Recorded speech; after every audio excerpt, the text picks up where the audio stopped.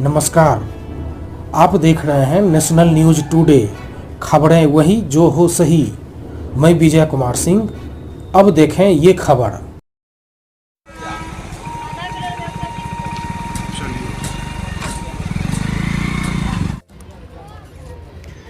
नमस्कार, मैं हूं Sanjeet Srivastava National News Today से।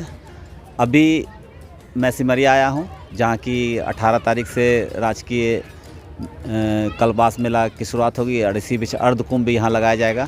आप देख सकते हैं मेरे पीछे माँ गंगा का किनारा है और ये जो आप देख रहे हैं ये सब नया घाट जो है सरकार ने जो आदेश दिया था उसके द्वारा बनाया जा रहा है। अभी राजकीय मेला शुरुआत होने में 2 दिन बाकी है और अभी से बहुत लोग श्रद्धालु दूर दूर से आने लगे हैं, दरभंगा से, मधुबनी से आने लगे हैं। लेकिन अभी बहुत जो भी मतलब कल्पवास मेला में जो कुटीर बनना है वो अभी तक बने नहीं हैं, उनका निर्माण कार्य चालू है। आइए चल के देखते हैं कि जो श्रद्धालु आए हैं वो किस तरह से अपना कुटीर बना रहे हैं और उनको क्या क्या सुविधाएं मिली हैं या नहीं मिली है। इन सब चीज़ों की जानकारी जो यहाँ श्रद्धालु आए हैं उनसे लेंगे। इसके अलावा जो यहाँ के प्रशासनिक लोग होंगे, जो महंत होंगे या जो यहाँ के धर्मगुरु होंगे, उनसे भी जानकारी लेंगे कि वो कितने संतुष्ट हैं यहाँ राजकीय मेला में जो लगाया जा रहा है, कुटीर वगैरह बनाया जा रहा है, उसमें श्रद्धालुओं को कितनी सुविधाएं दी जा रही है। तो आइए हम चलते हैं अंदर की तरफ, जहाँ कुटीर बनाए जा रहे हैं। दूर दूर से श्रद्धालु आकर कुटीर बनाकर यहाँ 1 महीने तक रहेंगे और 1 महीने तक यहाँ का पूरा माहौल भक्तिमय रहेगा। तो आइए चलते हैं, देखते हैं कि क्या क्या सुविधाएं श्रद्धालुओं को मिली है और अब तक कितने श्रद्धालु यहाँ आ चुके हैं।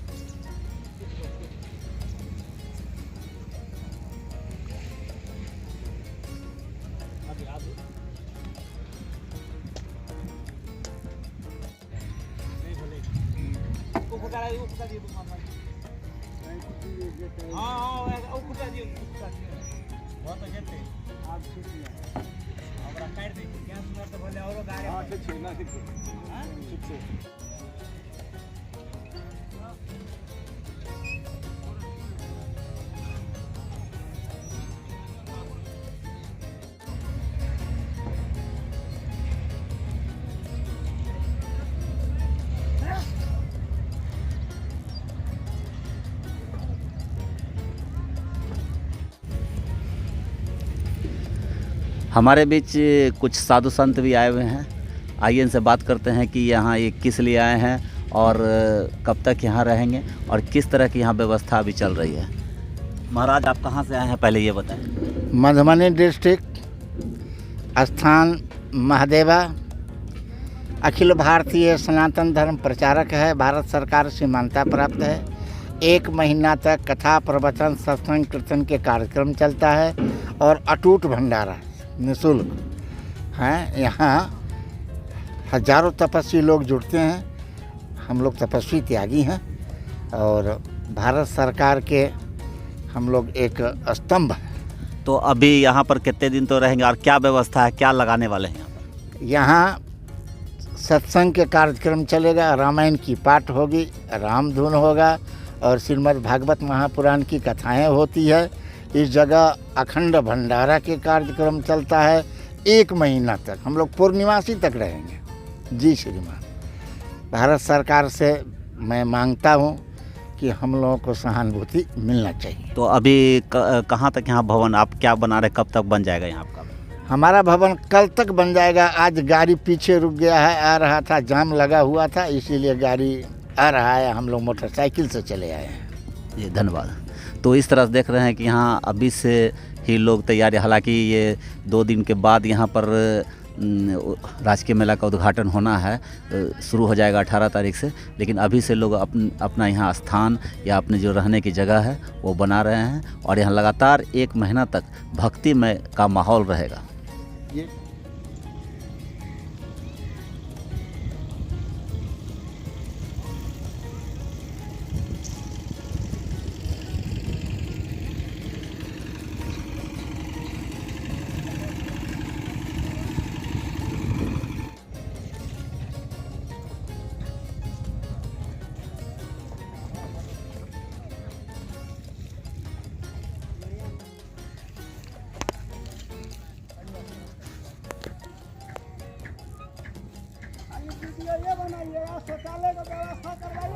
आप लोग यहाँ पर ये भवन बना दिया, क्या क्या चीज़ की व्यवस्था है, क्या चीज़ की 11 व्यवस्था? तारीख से हम लोग आ गए हैं। अच्छा, अभी पानी का शौचालय का व्यवस्था और बिजली का नहीं हुआ है। नहीं हुआ है, तो इसको लेकर वहाँ कब से इसका शुरू होना है?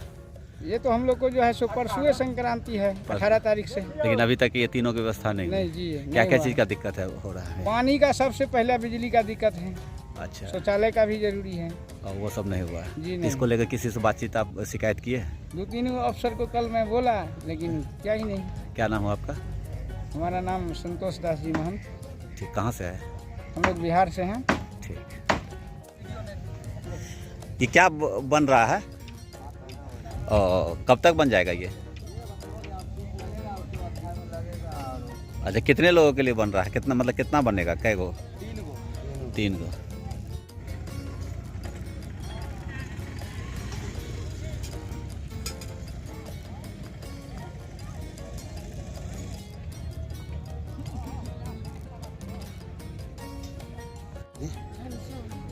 कहाँ है? घनश्यामपुर जिला कौन? दरभंगा जिला से है। तो ये अभी तक बनाए नहीं मकान, कब तक बन जाएगा आपका? तो कौन लोग बना रहे हैं आपके बदले? कोई और आपके साथ आए हैं क्या? कितने लोग आप लोग आए हैं दरभंगा से? 4 आदमी छिया और आबै छथिन। मतलब कितने लोग टोटल यहाँ रहिएगा? कितना दिन रहिएगा यहाँ? 1 महीना। 1 महीना तक रहिएगा, पूरा यहीं रहिएगा? हाँ। अच्छा।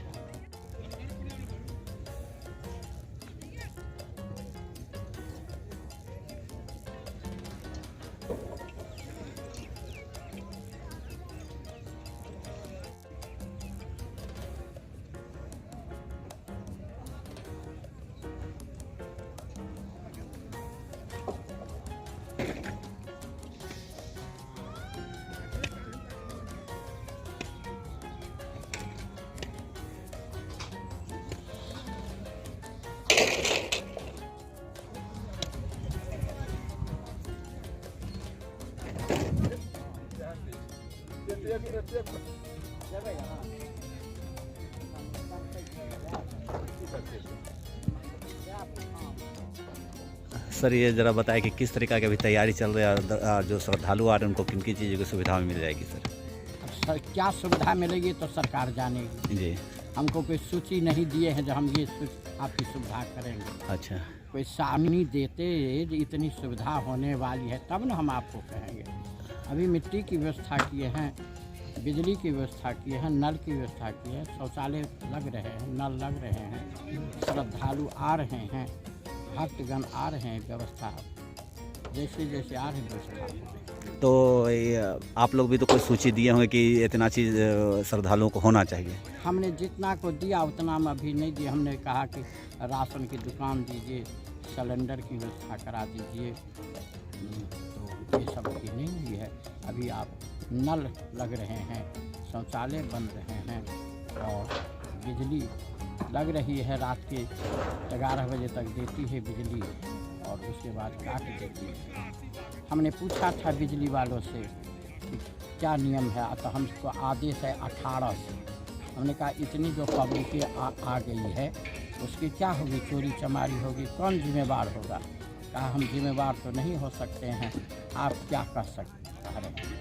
हमने कहा तुम जानो, तुम्हारा विवेक। कहा नहीं महाराज जी 10 बजे तक देंगे। हमने कहा जैसी तुम्हारी इच्छा हो, 10-11 बजे तक देता। तो आप अपने स्तर से भी श्रद्धालुओं से मिलकर उनके जो कठिनाई उसको जानने का प्रयास कर रहे हैं। हाँ, हम तो घूमते ही रहते हैं। अच्छा। श्रद्धालु तो अभी आ ही रहे हैं, तो क्या कठिनाई। लगभग उम्मीद कितने लोगों की है यहाँ आने की? लाख आएगा।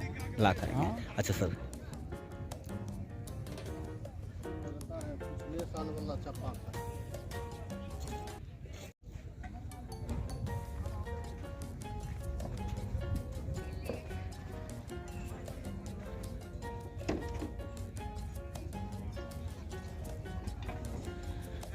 ये चापाकल लगेगा क्या? हाँ, चापाकल। कितना चापाकल लगेगा, कुछ अंदाज है? चापाकल एस्टिमेट है 400 का। 400 लगेगा। तो अभी लग ही रहा है कि अभी गड़िए रहा है। कितना लगा दिए हैं? लगभग करीब लमसम में 100 के करीब होगा। हो गया। और 300 और लगना है। कब तक लग जाएगा? ये बहुत जल्दी हो जाएगा। हम लोग मतलब 18 से है तो कब तक लग जाएगा? 18 से पहले लग जाएगा? हाँ हाँ, उससे पहले। 400 लगना है। क्योंकि 10 गेम मिस्त्री भी रहा होगा, अच्छा। तो हम लोग जितना जल्दी हो सके। कितना फीट नीचे देते हैं? ये 66 फीट। 66 फीट में आ जाता है पानी? हाँ, 66 फीट, मतलब 3 पाइप 1 फीट मिलाकर पानी आ जाता है। हाँ, पानी आ जाता है। तो फिर राजकीय मेला के बाद हटा लेते हैं ये? हाँ, फिर मेला ख़त्म होने के बाद जो है फिर सब उखड़ जाता है।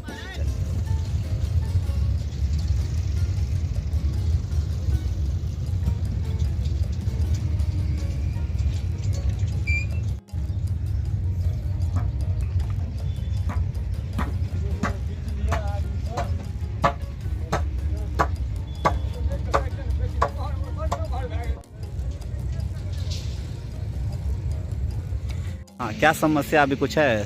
कैसी व्यवस्था है? जल्दी जल्दी कॉल पानी पीने में दिक्कत हो रहा है, लेट्रिन नहीं बना है अभी तक। ये सब बिजली का भी खलसा समय होना चाहिए। रात को बिजली नहीं देता है? रात को तो रोड पर न रहता है, खलसा में नहीं न रहता है। अंदर नहीं दिया अभी तक बिजली? नहीं, क्या बोला है? कहा है तो अब देगा तब ना। अभी तक नहीं। आप लोग कहाँ से आए हैं? हम सब दरभंगा है, बेनीपुर। बेनीपुर से। खाली बिजली का दिक्कत है अभी? हाँ। और वो पानी उनी का? पानी का तो कॉल जहाँ दूर दूर में है, पानी भी जल्दी से होना चाहिए। जल्दी से होना। नमस्कार, मैं हूं संजीव श्रीवास्तव। अभी मैं सिमरिया में हूं और जैसा कि आपको पता है कि 18 तारीख से यहाँ राजकीय मेला भी लगना है और अर्धकुंभ भी इसी पवित्र भूमि पर लगना है। इसको लेकर हमारे बीच अभी यहाँ चिदात्मन जी महाराज हमारे बीच हैं। हम इनसे जानना चाहिए कि किस तरीके की तैयारी यहाँ होने वाली है और किस तरह की तैयारी चल रही है। सर, पहले तो आपको बहुत बहुत प्रणाम। उसके बाद सर जानना चाहेंगे कि यहाँ जो राजकीय मेला लगना है, अर्धकुंभ लगना है, वो कब से कब तक लगना है? राजकीय मेला ऐसे तो मौसांत होता है 17 को और संक्रांति 18 को और मौसादी 19 को। इस 3 दिन में से जब भी मतलब यह उनका शुभारंभ हुआ, इस समय से लेकर के और फिर पूर्णिमा तक लगभग 42 दिनों का इस बार का यह अर्धकुंभ के साथ साथ कल्पवास का मेला लगेगा। और आदि कुंभ स्थलीय है अनादिकाल से यहाँ कल्पवास की प्रथा चली आ रही है। प्रत्येक 12 वर्षों पर जब सूर्य, चंद्रमा और बृहस्पति का तुला राशि पर योग होता है तो यहाँ का कुंभ योग होता है, जो प्रत्येक 12 वर्षों पर हुआ करता है। 2017 में वह योग था। उस कुंभ योग में यहाँ के सुशासक माननीय मुख्यमंत्री जी नीतीश कुमार जी के कर कमलों से उद्घाटन हुआ था। इस बार फिर अर्ध कुंभ है 2023 में, और तैयारी भी उनके सौजन्य से 2017 के उद्घाटन के क्रम में ही उन्होंने घोषणा की थी कि सिमरिया का सर्वांगीण विकास होगा। तो अभी पौड़ी के तर्ज पर कल्पवास क्षेत्र का विकास हो रहा है और विकास के क्रम में है।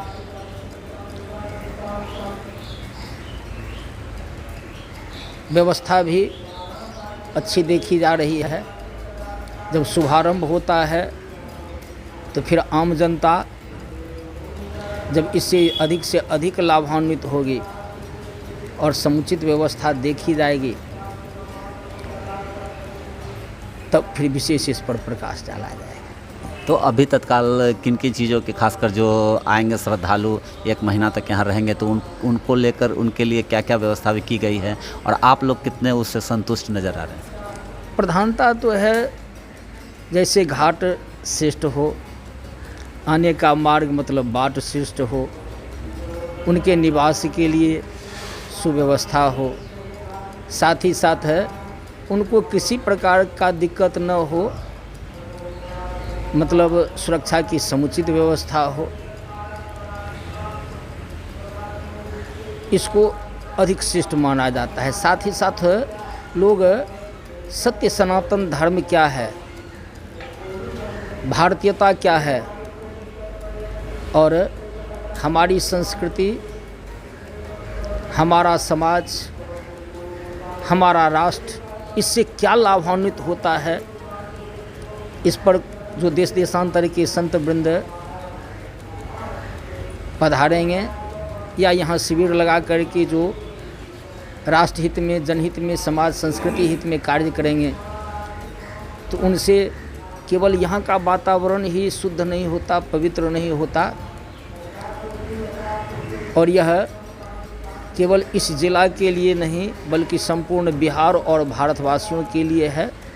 साथ ही साथ भारतीय संस्कृति रही है आत्मवत् सर्वभूतेषु, तो विश्व मानवता के लिए है।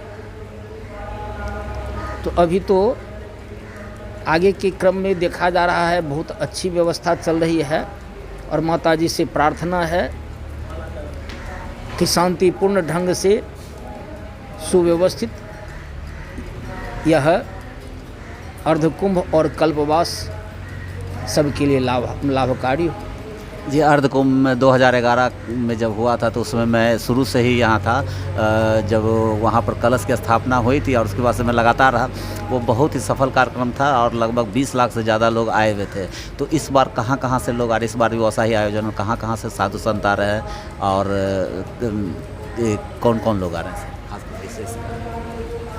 निश्चित तौर पर जब पुनर्जागरण था 2011 का और उसमें देश देशांतर के पुण्यात्मा वृंद पधारे, तो अब तो यह जागृत हो चुका है, इसलिए अधिक से अधिक पधारेंगे ही।